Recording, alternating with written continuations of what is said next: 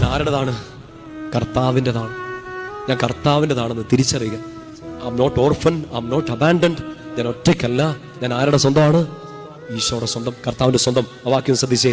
ഞാൻ കർത്താവിൻ്റെതാണെന്ന് ഒരുവൻ പറയും. സ്വന്തം കയ്യിൽ കർത്താവിനുള്ളവൻ എന്ന് മുദ്രണം ചെയ്യും. ഇംഗ്ലീഷ് ബൈബിൾ നമ്മളിങ്ങനെ വായിക്കുക, the lord's apostrophe to this, the lord's, കർത്താവിൻ്റെത്, കർത്താവിൻ്റെത്. ഞാൻ ആരുടേതാണ്? കർത്താവിൻ്റെത്. ഞാൻ കർത്താവിൻ്റെതാണെങ്കിൽ എൻ്റെ കാര്യം ആര് നോക്കിക്കോളും? കർത്താവ് നോക്കിക്കോളും. നിങ്ങൾ നിങ്ങളുടെ മക്കളെക്കുറിച്ചോ ജീവിത പങ്കാളിയെക്കുറിച്ചോ പ്രിയപ്പെട്ടവർക്ക് വേണ്ടിയൊക്കെ പ്രാർത്ഥിക്കുമ്പോഴും അവരുടെ ഉള്ളിലോട്ട് ഈ ബോധ്യം നിറയാൻ വേണ്ടി പ്രാർത്ഥിക്കുക. ഞാൻ കർത്താവിനുള്ളതാണെന്ന് നിങ്ങളുടെ പ്രിയപ്പെട്ടവർ തിരിച്ചറിയട്ടെ. ഞാൻ കർത്താവിനുള്ളതാണ്. നിങ്ങൾ ചിലപ്പോൾ നിങ്ങളുടെ പ്രിയപ്പെട്ട ഒരാളുടെ രോഗം മാറാൻ വേണ്ടി പ്രാർത്ഥിക്കായിരിക്കും, നല്ലതാണ്. പക്ഷേ അവർക്ക് വേണ്ടി പ്രാർത്ഥിക്കേണ്ടത് ഇങ്ങനെയും കൂടിയാണ്. കർത്താവേ, രോഗിയായ എൻ്റെ ഈ പ്രിയപ്പെട്ട ആൾ അങ്ങയുടേതാണെന്ന് ആ ആൾക്ക് ബോധ്യം കിട്ടട്ടെ.